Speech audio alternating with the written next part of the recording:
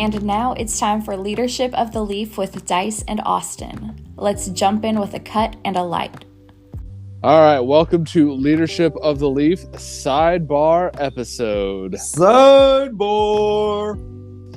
This sidebar, we're going to be focusing on the great, fun, and most probably the drunkest holiday in the American calendar, and that is St. Patrick's Day. St. Patrick's Day. Basically, what we're going to fill this episode with is we're going to talk about things that are green. Green.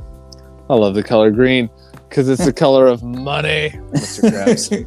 I like some money. SpongeBob, me boy. Yeah. Well, I'm not SpongeBob. My name is Dice. My name's Austin. And this is our sidebar for Candela. Candela episode. So the thing I like about Candelas, and I'll be fair, I'll be honest, I have not smoked that many Candelas in my lifetime. Right? They're very rare. Usually they start coming around St. Patrick's Day, and so that's because everyone wants everything to be green around St. Patrick's Day, right? Otherwise you're going to get pinched. But first, before we get into anything else, what are you smoking on, Dice? I'm actually smoking on a 2012 Lancero by Oscar. It's a 7x38.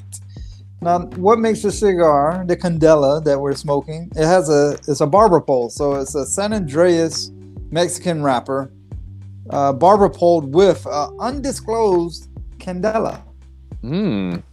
So I am smoking the Filthy Hooligan, the 2022 Filthy Hooligan Shamrock, which is a triple barber pole. Wow. It is a Nicaraguan Habano, Candela, and Maduro wrapper with a Panamanian and Honduran filler with a Sumatra binder. It's delicious. It's about a 6x50. So it puts it firmly in that nice Toro range, and it's quite yummy so far. I'm only in the first third, so we'll see how it goes. Well, that sounds like a beautiful cigar. If those out there, they want to see this cigar, I mean, go to our Instagram, Leadership of the Leaf on our Instagram site, or every now and again we'll post our pictures up on the website, which is nsplume.wixsite.com/LOTL. There's a tab on there for our cigar list, so you can see what we're smoking. By all means, please go to that site. You can see these cigars. They're actually very beautiful to look at. They are. So we both got barber poles. Mine's a triple barber pole, which is going to be interesting because, you know, the Maduro, the Candela, and the Nicaraguan wrapper, the Habano, is creates quite a striking image, and it's just so pleasing to the palate. But before we get too far into anything else, I gotta know, what is that drink you're sipping on? Because I know it ain't Hennessy, because that shit's green. Well, because we're having this sidebar for our Candela St. Patrick's episode, I am drinking Hennessy mixed with Hypnotic, known as the Incredible Hulk, which changes it into a green drink. Still Hennessy, my friend. Yes. I, on the other hand... What is that? It is one of my favorite drinks from one of my favorite Irish restaurants in this local area down here in the Northwest Florida area. It is called an Irish Wake. It is 3 different kinds of rum, blue curacao, and orange juice to make it nice green color. That is a wonderful green color, sir. Yes, and they are quite strong, which is my favorite kind of drink, the strong kind. My favorite, St. Patrick's Day. It's free. Also, yes. But yes, that is a perfect St. Patrick's Day drink. Yes. They are. That has nothing to do. There's nothing Irish about it except for the name Irish Wake. However, it is green. It's St. Patrick's Day. I'm drinking it through a green straw, smoking a Candela wrapped cigar. What could be more perfect for this lovely sidebar that we're doing? Thank you. You hit the shamrock on the head, sir. Well, I am Irish of Irish descent, Irish and Scottish descent, so I gotta represent my roots. You know, Sadly, I am not. I'd be surprised if you were. But let's get into this sidebar, the St. Patrick's Day sidebar. So, what do you know about St. Patrick's Day? I just remember growing up, you got to wear green. If you don't wear green, you get pinched. And I really don't understand the whole method behind the pinching. And to be honest, I really don't know too much about St. Patrick. Is that a real saint? Is that a guy? It is. St. Patrick was a real saint. He drove the snakes out of Ireland. Now the snakes are symbolic for the Druidic priests, the pagan priests, right? Those are the quote-unquote snakes. He drove them out of Ireland and converted Ireland into Christianity. So that is why they celebrate St. Patrick, is because he basically brought Christianity at the time to Ireland, rather than its pagan, lawless, quote-unquote, self. So, saying that, where does the shamrock come into play? That is a fair question. I don't, but I'm assuming that you do. Well, no, I've heard. I'm not, by all means, everyone listening, I am no expert. Please comment below or comment on our site. Let me know if I'm wrong or right. But the shamrock comes into play because he was trying to change the pagan mentality of everyone. He used a 3-leaf shamrock to talk about the Holy Trinity. Ooh. So then why is a 4-leaf shamrock good luck? That's just science. Very rare. Fair enough. You ever look? You ever found one? I have. I found several in my lifetime. Really? I have never found one. Really? Not to say that I got down and was looking for them, but I've dealt with shamrocks and stuff before. I've never found a 4-leaf one. I have found. I don't want to say probably at least 3 or 4. These were when I was younger, and I would literally sit there looking for them because it was, I'd play a sport or something outdoors, and I'd just be sitting off on the sidelines while waiting my turn to play, and I'd just say patch shamrocks, and I'd go around and look for them. But I ended up. Don't ask me. I lost them all. I never kept them. It's not like Fry from Futurama, the septuple freaking, the Quinn Shamrock or whatever he had. So all this drinking. So I'm wondering, green beer. Where did green beer start? That's a good one for me. Is it just because people want to drink and they're like, St. Patrick's Day, make it green? That's always what I kind of assume is the anything green, anything to do with I say Ireland. Ireland is mostly green. Anything to do with St. Patrick's Day has to be green because Ireland is known for being green, the luck of the Irish, so to speak. The leprechauns were clothed in green. That's right? true. Yeah. So everything having to do with Ireland was mostly green. So a holiday specific to Ireland, almost basically, it almost had to be green. So I think the green beer just kind of stemmed from that. That's a marketing ploy, in my opinion. Well, that makes plenty of sense because I'm pretty confident they sell a lot more beer on St. Patrick's Day, especially make it green. I guess you can add another $1 to it. Yeah, I mean, why not? Drunk idiots will buy anything, right? And listen, St. Patrick's Day is the day that we all get, I shouldn't say all, because there are those who abstain from alcohol and those who have small children who can't get as drunk as they would like or used to get. Being one of them, everyone tries to drink something green on St. Patrick's Day because everything has to be green. Yeah, like an Irish wake, right? Or green eggs and ham. Sam, I am. Green eggs and ham makes me think that something's right. 100%. I agree with that. I will not eat them with a box. I will not eat them in a box. I don't want them anywhere. I don't want them here, nor there, or anywhere. But enough quoting Dr. Seuss for the minute. So green. What else do we know? What else do you know about St. Patrick's Day? Anything of fun Why do we drink? Do you know why we drink so much on St. Patrick's Day? Well, I briefly looked that up, and it said that the saints, or whatever, they would fast. They would fast from food and alcohol, and the day that it ends, which is around March 17th, is when the fast ends. So instead of like eating food, of course they'd be like, oh, we can drink alcohol again. Boom, let's do that. Let's drink alcohol. So that just kind of progressed on to future, to where we equate St. Patrick's Day with drinking alcohol, just because that's the end of that fasting period. So it's kind of like a, because see, St. Patrick's Day and you have Fat Tuesday, right? Which marks marks the beginning of Lent. So you get all of the debauchery, so to speak, out of the way before you start the Lent season. And you go into that aspect. It's definitely one of those things that's super interesting, that they're like, hey, I'd fast for this period of time, but in the middle of, so to speak, Lent and everything else, it's let's get drunk, basically. What y'all drinking on? What? Yeah. How's your Candela working out? It's well, I mean, by now you got to be at least in the first third, right? Yeah.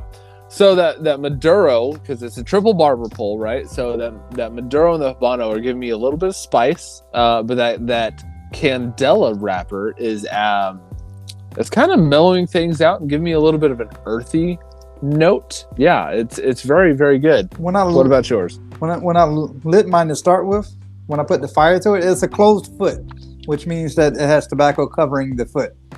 So as I light that, it really had like a waxy like smell to it, like an odor. So I was like, I don't know about this. Mm-hmm. Then after I got past that, I'm in my first third.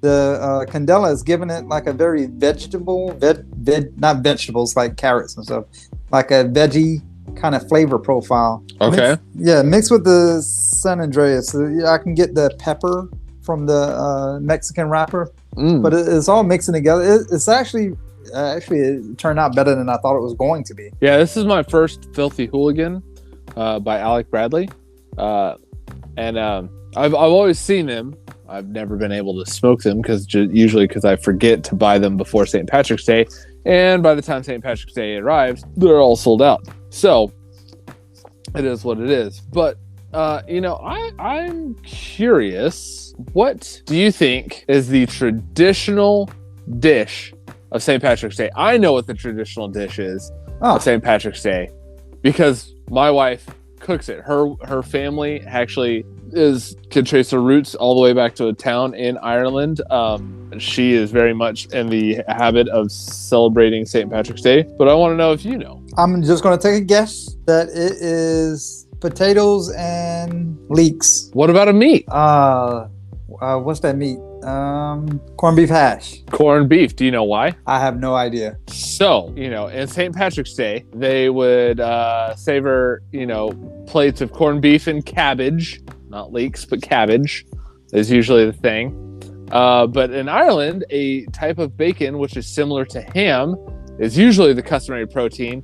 However, in the late 19th century, Irish immigrants were in New York, and they had to substitute, because bacon was short in the 19th century, they had to substitute corned beef, which they bought from the Jewish neighbors in order to save money, because Irish immigrants were not the best treated at that point in time.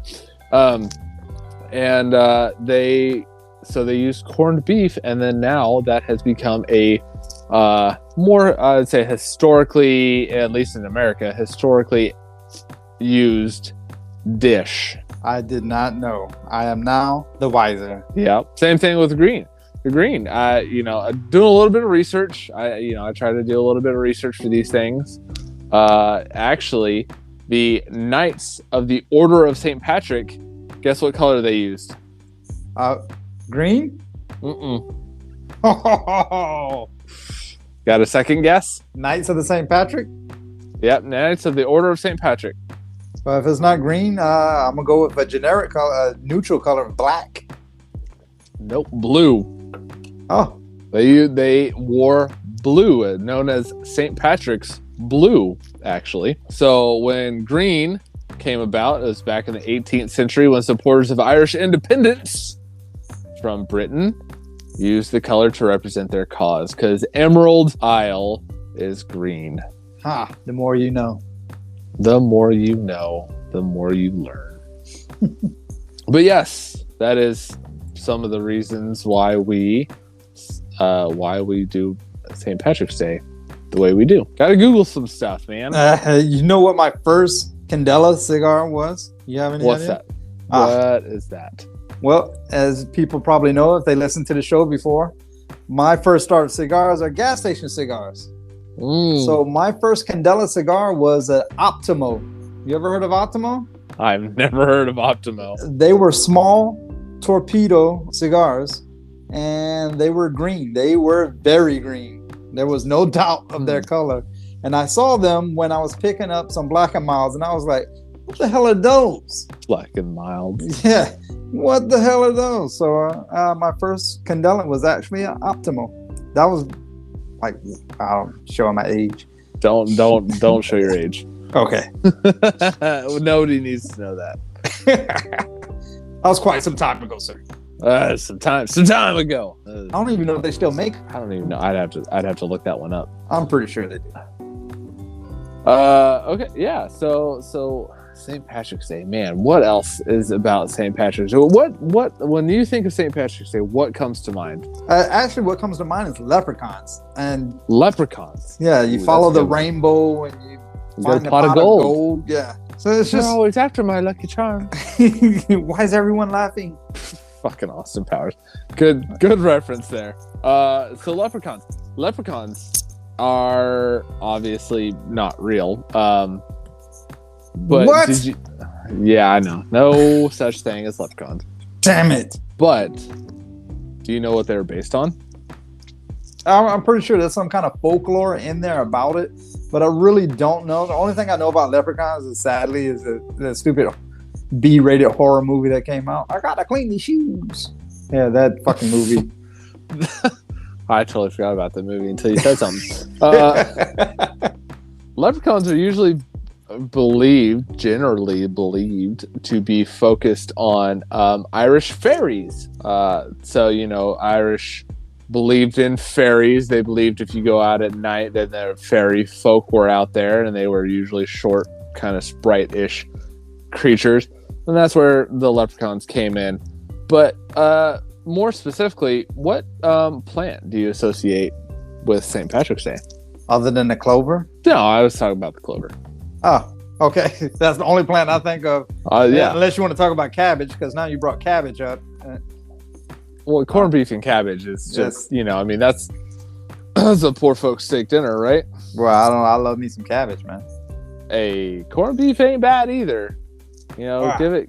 I just never I don't think I've had it. And if I did have it, I don't think it made an impact on me. So you've never had corned beef? I don't think so, sir. Oh my gosh. I'll have to get the wife to cook you some corned beef cabbage next time we're together for St. Patty's Day. Sounds like a plan. I will say that it took me a little bit to acquire the taste, the way she cooks it, but it has grown on me, and I definitely could get down on some corned beef now. But the clover to me symbolizes, every leprechaun has a clover, usually 4-leaf clover, because those are the lucky ones from, because they're rare. The clover,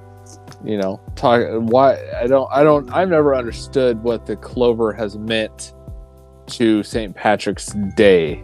That's where it goes back to the Holy Trinity. Your leprechauns is pagan, because fairies and stuff, that's like a pagan following. Right, and he drove the snakes out. There were no snakes, so it's a that's pagan all about priest. In order to kind of like, as I like to say things, you put in Dice dummy terms, he used the clover to explain the Holy Trinity. God the Father and the Holy Spirit. There you go. Or God, Jesus, and the Holy Spirit. God, Father, Son, and Holy Spirit. So he's using this as like a showpiece where everybody's like, ooh, ah, and then it gave everyone a better understanding because in Ireland it's all green. What's the most common thing people see? Right. I mean, that makes sense for sure. Is those I'm pretty sure that the 3-leaf clover is also a sacred plant symbolizing the arrival of spring. Huh. Yeah. And spring is around that time frame. So all that adds up. I'll buy that. Yeah, exactly. So, it's definitely one of those things. Doing research for this thing, it always talks about how the Irish were scorned in America. And if you don't know, look up the history of the Irish in America. Irish Americans were super looked down upon as disease-ridden, unskilled, and a drain on welfare budgets. And that is not obviously the case. Those guys were very skilled. They knew what the heck they were doing. They made very skilled laborers and workers. But yes, those were some interesting things. Candela, how's your rap? Are you in the second, third now? I know you're doing a Lancero, so I would say I'm in the second, third. I will look at that. I'm still getting that. I keep saying this word wrong. Vegetal, like flavor profile. Vegetal, like I don't want to say vegetables because people think of carrots and potatoes, and is a plant-like flavor profile, and is actually mellowing out. It's like a creaminess to it now. By all means, it's still. I would smoke this again, 100%. Interesting. I would definitely smoke one of these. I of course followed my own rule of buy two, so I'm looking forward to smoking another one of these, whether it be on St. Patrick's Day or not. But yeah, it's very interesting. I'm just trying to think if there's anything that we may have missed. Well, I'm pretty confident there's a lot we have missed. I'm pretty sure there's got to be someone out there that's very versed in this all the St. Patrick's Day. Maybe we should add a guest speaker. Maybe next year we have a guest speaker. That would be cool. I would love to have, if any of you listeners out there are an Irish priest or an Irish folk or anything else that's well versed in Ireland and the history of St. Patrick's Day, please let us know. We would love to have you on, and it would be wonderful so we could learn more about Ireland and learn more about the culture and the history of St. Patrick's Day. But, what about the history of Candela? Ooh, the history of Candela. Well, I mean, we've talked about Candela in a past episode of how it is made. Candelas are taken off the plant before it is fully dried and withered and stuff like that to preserve some of that chlorophyll, right? Because chlorophyll is the thing that gives plants their green color, in case you did not know. A little bit of science for y'all. But that is what gives... Oh my gosh. That is what gives... I took my band off and it split my wrapper. Sorry, folks. That is what gives the Candela its green color, in case you did not know. But one thing that I always try to do on St. Patrick's Day is I try to listen to Irish music. I don't know if you do the same. No, sir, I do not. I didn't even know there was like Irish music. I think what was Riverdance? What's that line? River dancing? Yeah, is that Irish? Yes. Okay, so I did know something, but yeah, to say I listened to it only by a commercial. I mean, on St. Patrick's Day, I don't listen to it driving down the road and be like, let me bump to some Irish music real quick. On St. Patrick's Day, I try to do that. Everyone thinks of Dropkick Murphys and their Irish songs. That those are probably the most prevalent in current history. But doing the research for this, I found out that after being conquered by the English, the Irish were actually forbidden to speak their own language. How can you? Yeah, what? Yeah, so the English conquered them, right? They conquered the Irish. And you're part of the UK now. Yep.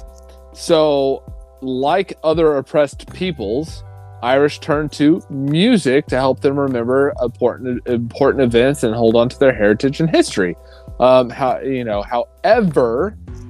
during the reign of Queen Elizabeth I, she decreed that all artists and pipers were to be arrested and hanged on the spot if they spoke Irish or sang Irish music. That's crazy. Well, so not to get too political, right? But something you can identify with. Think of the slaves in America. You got to wade in the water. Yeah, there's lots of right. Swing low, sweet chariot. Camp. All these things that were, sung by the African American, the slaves at the time. They turned to music to help remember their heritage. Well, I'm just looking at it from that point of view at that time frame to say, hey, you can't speak your native tongue. And so how does that relate to St. Patrick's Day? You never brought it full circle. So for St. Patrick's Day, right? Because St. Patrick's Day celebrates the death of St. Patrick, right? The day of his death was March 17th. So to help celebrate that, the people of Ireland helped celebrate that. They sang Irish songs and did Irish music. So when they started to try to ban this, they were banning the songs and the music that helped celebrate the fact that the Irish became Christian, even though the British Empire at the time was Christian. Got it. And so that's how they tried to get away with it, saying, look, we're doing this because we're celebrating Christianity. Please let us do this. And sometimes they'd let them go, sometimes they wouldn't. But it all depends. It depends on everything, as everything always does. Depends on who was around. Right. So it's Irish. The Irish history, to me, of course, being one of them, being somewhat historically connected to those folk, is always very interesting. I always find it interesting to follow back on, your ancestors, just to see what's going on, like what made you to where you're at today. Of course, they say history repeats itself over time. So if you learn your history, you can kind of see the signs of it coming again. Well, yeah. I mean, this old saying goes, those who fail to learn from history are doomed to repeat it. Yeah. So, I mean, it just works out. And it's nice that it's like a worldwide accepted holiday. It's not just in like the States. It's not just in Ireland. There's other countries that celebrate the same day. So, well, what's funny about that is, I don't know if you know this. Probably not, because I didn't know this until I was doing research for this. But the first St. Patrick's Day parade was actually held in America. Yeah, actually, I did know that. Well, there you go. We some parade having mofos. Hey, we got a parade for everything at this point. I'm not going down that street. Nope.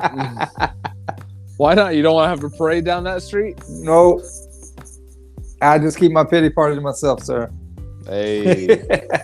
But yeah, I think Candela wrapped cigars, a nice green beer or green drink to help celebrate the some Irish culture and heritage is not a bad way to celebrate the March 17th. I try to smoke cigars in the time frame. That's why it's hard to find them until around March, a Candela cigar. So I mean, this could easily be a tradition for us to smoke a Candela cigar around this time. Yeah, I'm always down for traditions. We talked about it in the past episodes. I think on our last sidebar we actually talked about traditions. I'm always down to start a tradition, especially one that I tend to celebrate myself. I will say that Candelas they can be hard to find, but however, acid makes a Candela cigar that I usually can find year round. The one most common one I see is the one you're smoking now, is the Hooligan. That usually comes out around St. Patrick's Day. So February-ish time frame is when they start releasing them. When I went to my brick and mortar store, I asked them for Candela wrapped cigars. They handed me something else first. I for the life of me, I looked at it and I was like, these could work. And then I asked them if they had Filthy Hooligans, and they said, oh, we just got some in. And I literally handed them back and said I'd want those instead. And so I can't remember the name of the ones that I first picked up, but Mr. Sinister? Maybe. Probably, if that don't ring a bell, it's okay. I literally looked at them, I said the name out loud, and then I asked, do you have Filthy Hooligan? And they said, yeah. And I said, here you go, I want those instead. And that was the end of the conversation. The guy I was talking to actually at the brick and mortar, he was helping another customer. He was kind of helping two customers at once, me and another guy. And he was trying to tell the guy, he said, they harvest, they wait. He was trying to tell him the history of the Candela and how it's made, and was trying to tell him, oh yeah, it's made because they wait to harvest it, and then they dry it out more, and it gives you some more earthy notes. And I said, well, it does give you more earthy notes, usually some green tea and stuff like that. I said, but they don't wait to harvest it. They actually harvest it early, so that way it's not fully dried out, and that's how you get the green color, because it still has some chlorophyll. And he was like, oh really? Yeah, I didn't know that. So it's one of those things. I was trying to share my cigar knowledge in not a dick-ish way. Yeah, Mr. Know-It-All over here. Yeah, fuck that. Yeah, Mr. Jeopardy. Listen, if I can ever win money off of trivia, I hope to God that I can do it by knowing useless facts. Then it'll actually make sense. I have some reason to know this stuff. Well, brick and mortars in place like that, that's where you're supposed to share that kind of information. So unless you come off like trying to sound like a dick, I don't think you ever be like, by the way, guys, I just want you to know, like, yeah, for a matter of fact, you motherfuckers, you stupid fucks. That's probably, you're probably going to come losers. Yeah.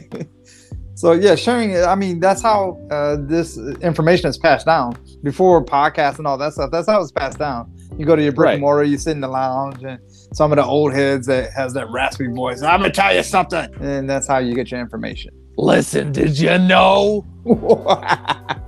Right. Jesus, how many cigars have you smoked in your lifetime? Entirely too many, okay? Smoke cigarettes. Yeah, I smoke cigarettes. But no, I love St. Patrick's Day. I love celebrating it. It's probably my favorite holiday in the entire year.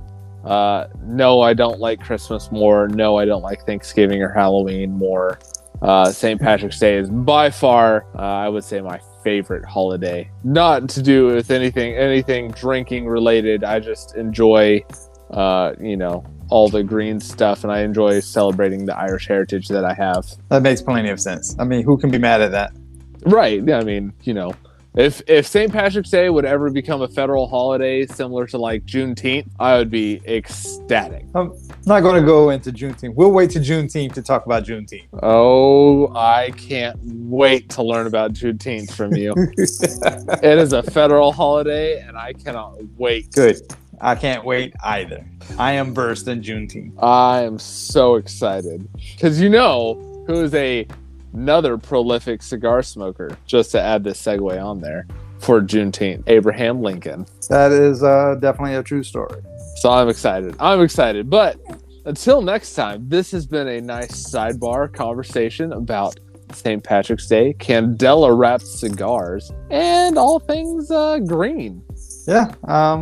There's no such thing as a bad cigar. There's better ones out there. Yeah, I agree. And I just want to remind everybody to not be that asshole. Step out of your comfort zone and try a Candela wrapped cigar this St. Patrick's Day. That cigar looks great, man. I'm so excited. I'm about in my second third. It's nice and mellow with a little bit of hint of spice. I do get a little bit of that green tea, earthy note every time I hit that Candela wrapper.